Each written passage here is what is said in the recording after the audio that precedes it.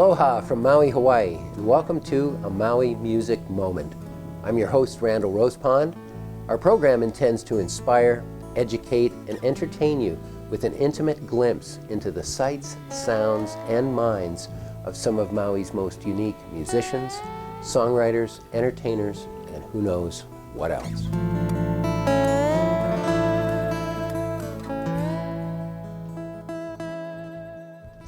Welcome to a Maui Music Moment. This is episode number 7. We're kind of thrilled to be here, and especially thrilled that our guest is my dear friend, musician, doctor. We can call him Nathan Ehrlich, we can call him Dr. Nat, we can call him Nat. I call you my brother. Right on, my brother. It's a pleasure to have you. Thank you so much. Pleasure Thank to you. be here. Thanks for joining us. What we're trying to do with this show is cover varying styles, local musicians, people who are in the scene and out there. And for me, being a music fan, ever since I can remember, you have been playing on the island, either just yourself or with Rio Ritmo and that. And I'm kind of getting ahead of myself. My first question usually is, I don't think you were born here. What was your moment that you arrived? How did you get here, and how did you become you? Well, I am a musician, but I'm first a naturopathic physician, and I had a call while I was in Portland, Oregon before I got here, and I had a talk with my advisor in the Portland Naturopathic Clinic, who had received a call from a doctor here on Maui, and the doctor here on Maui was looking for an associate to join him, and so my advisor had given him my name as a recommendation, and so everything kind of just, I'd never been to Hawaii, and it kind of just came together in an interesting way. A couple of my friends were locals from Oahu, and they were having a wedding. They were both classmates of mine and met at school, at orientation, and then they got together and pretty much made it all the way through school, which is no easy chore. That's a challenge. And then at the end of it, they had their wedding after we graduated from medical school, and I was invited to the wedding in Oahu, and I said, wow, this could all potentially work into one trip where I go to Oahu and then come to Maui. And what year was this? This was 88. Okay. Yeah. I was 4. Yeah. Yep, And me too. so I came after I went to Oahu, which I loved Oahu. Yeah. And being also a musician, I loved, and I was also very more into the urban flavor. Portland's a great city. I had a band in Portland. I sang in different bands in Portland.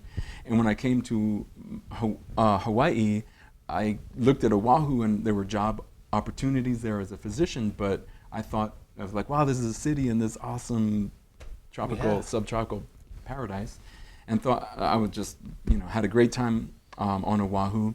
And then I flew into Maui right after the wedding, and I remember flying in over Maui, and I was like, oh my God, this is really a farm. And I didn't know what. Farm, like, wow, where do people go? Where is their music? And I remember actually making a decision the first day. I was like, yeah, this isn't going to work for me at all.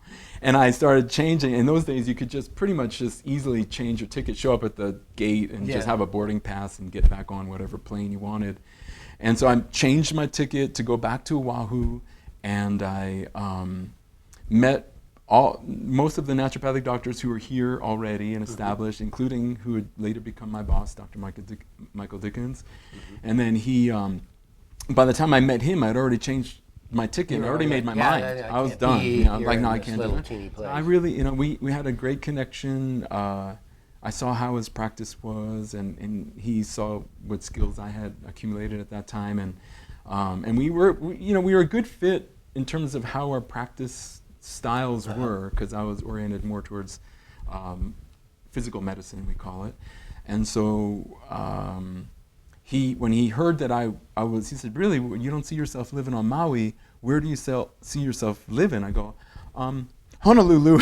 He's like, the big city. right, yeah. And he was really cool how he handled it because he didn't know me. Yeah. But yeah. in some, wisdom that he had, oh, yeah, I can see that. He's probably, oh my God, Waikiki, really, dude, over Maui.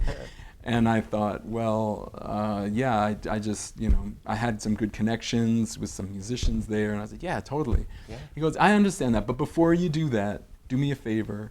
And I think my ticket was already going to go back the next day. And he goes, Yeah. before you do that, go camp in Hana. One night, just one night. I go, really? Okay.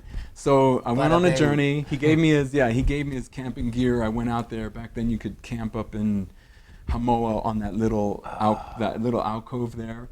By the time I got to Hamoa and I pitched the tent, it was already dark. So I didn't know what it looked like. Where you were. Yeah, I just kind of felt somebody had told me that I could go and put a tent there. Woke up in the morning light, and I got out of my tent, and I literally was on my knees and little shuddering, like crying, like what is going on here? Yeah. And I thought, wow, something is a little, And I was a young guy, and I was definitely open. I could feel the majesty of the Maui experience trying to assuage me, maybe. And I was like, wow, this is pretty interesting. And then one event after another just happened that was just magical. Absolutely. In the way we know Maui, the way people who love Maui, that things happen here, probably happen all over the world, but here it's just magnified, or you somehow see it. And one event happened, which was almost inexplicable, but got my attention to like, wow, okay, maybe there is something here. Yeah. Without getting into all those, I just decided after a few days of that going on, I said, okay, I surrender, and I went back to Portland. I got my stuff, and I came and I moved to Maui. And now when I go to Oahu, I'm like, get me back to Maui. The song you've chosen as your prime song, can you tell us a little bit about that and why you chose that? Yeah, that one is kind of a groovy, it's not like a Latin song or anything, but it's an original song. It's a heartfelt song. It's about my love, my beloved, Sue, and she's been the inspiration for a lot of my life in the last 8 years. And so this song came out of my love for her. It's called Everything About You. And it's, as I morph it sometimes, like everything about Sue. So right on. You gotta honor. I think I'm women. an honorary Wisconsinian. Cheese a mole. Cheese a mole is really. Yeah. So it's a song about loving somebody so much that maybe like in the initial phases of the relationship, with any relationship, I think that there's something to be said for longevity in a relationship. Absolutely. That we've, as a culture now, have kind of come to where everything seems so disposable, including relationships. Relationships are like, hey, it's not working, bye-bye.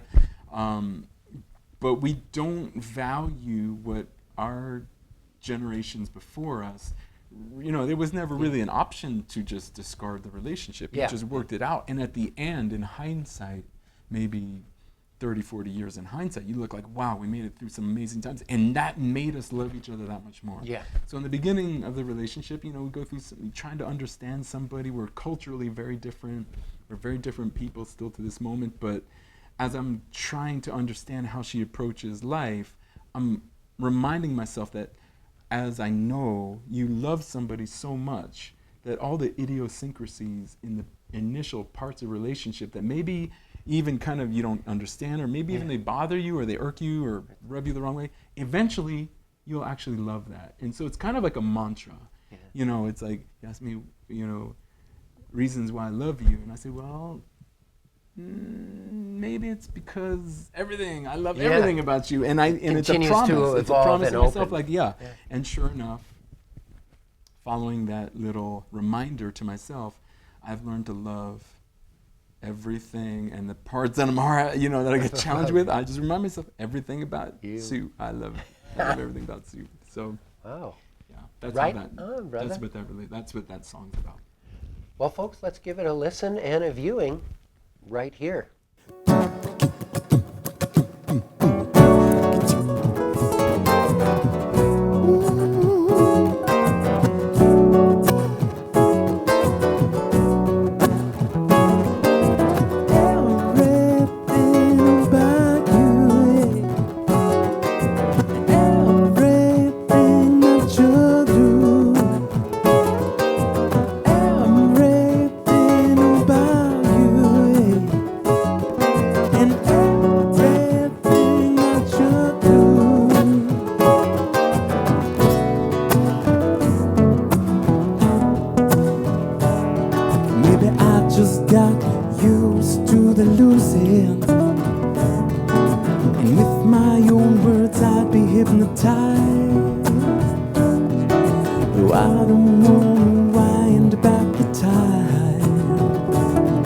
It's all about the seasons of our lives. It's on all the good now that my drive thrives. Well, as one who's paid upon all of his dues, so long it's been my faith I'd find you. Against the odds I'm free now from the chains that bound me. Flying high, though they thought that I was grounded, and loving you turned out to be my destiny.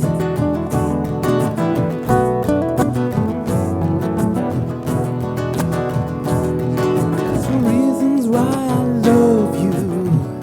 Well, I could say to you that words could not describe them, and yes, I guess just a few words would not do justice to a love that loves everything about you. Everything, everything about you. Everything that you're through. Everything about you. And everything that you're through.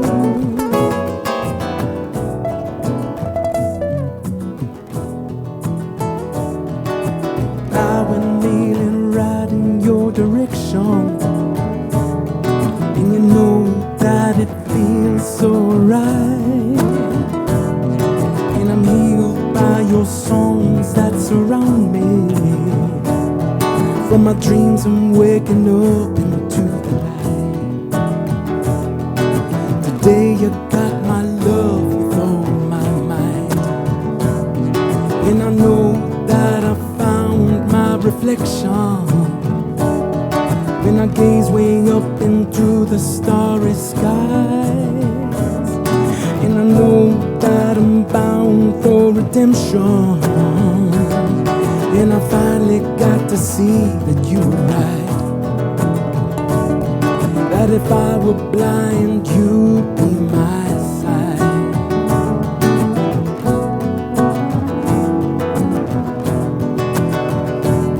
That's the reasons why I love you. I could say to you that words could not describe them, and yes, I guess just a few words would not do justice to a love that loves everything about you. Everything, everything about you, yeah. And everything that you're doing. Everything about you. Everything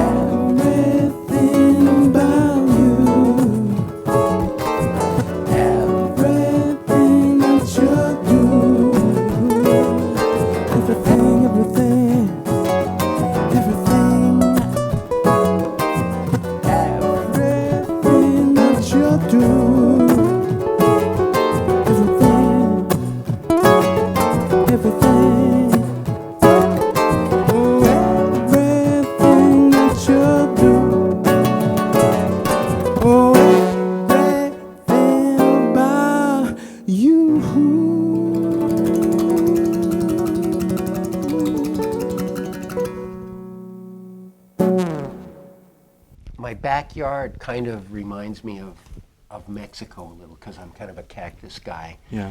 And I wrote this song about how the sun is like orange honey Yeah. in the late afternoon. Yeah, And it, yeah. bathes the cactus and the Yeah. and the lizards. And us living kind of in the same neighborhood, Yeah.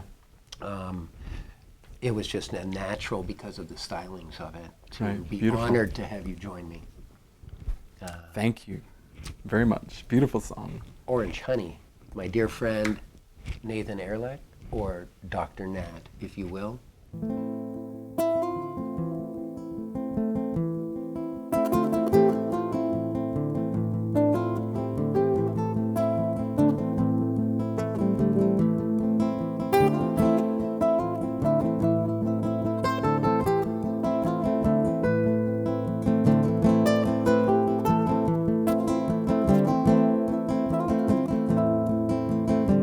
Sunset to set, hard for the light here.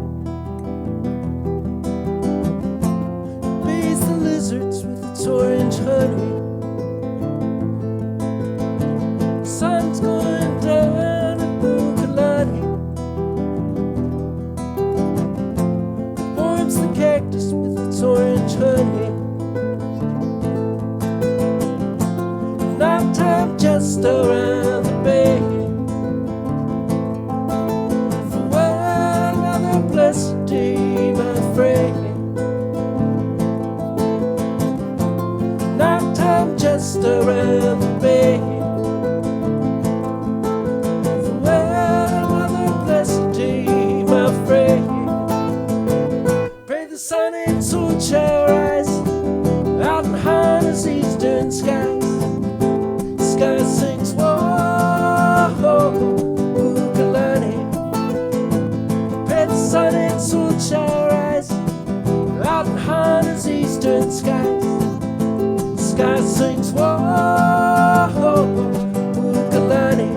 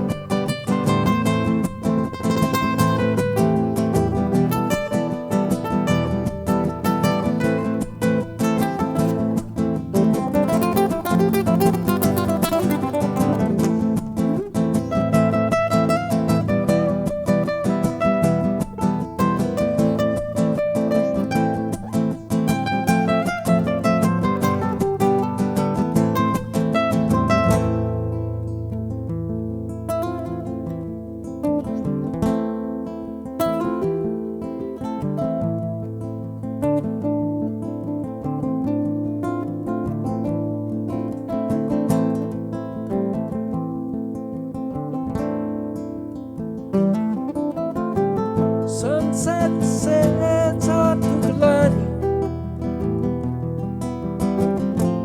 Bathes the cactus in its orange honey. Sun's gone down at Bukalani. Warms the lizards with its orange honey. Nighttime just around the bay. Blessed day, my friend.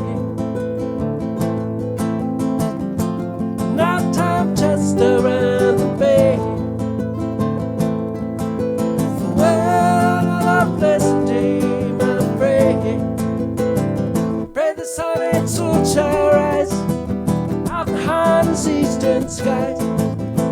Sky sings, whoa, Bukalani.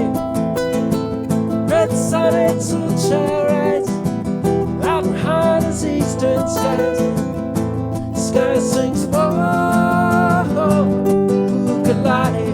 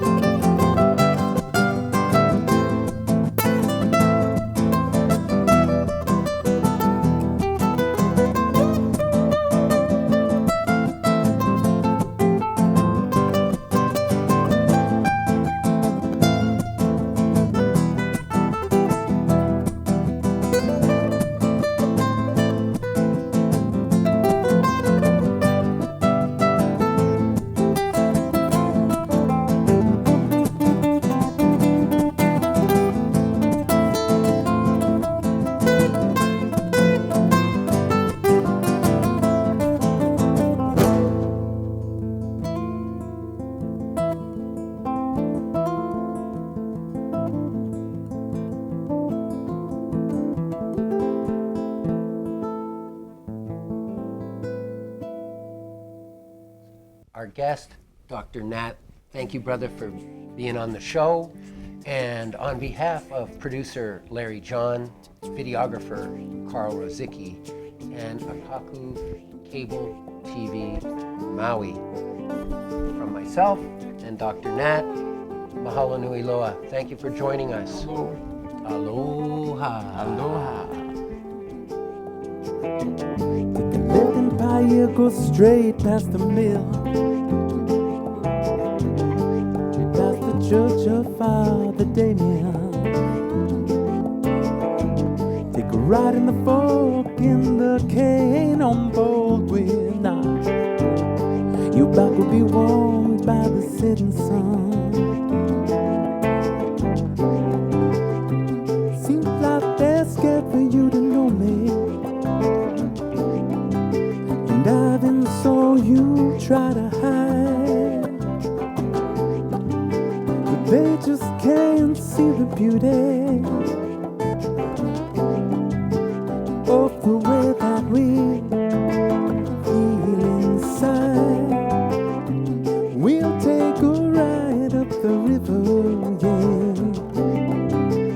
Kiss under the waterfall. You, my love, will deliver, yeah.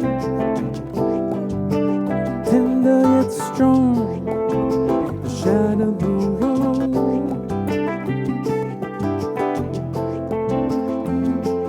Shadow of the road.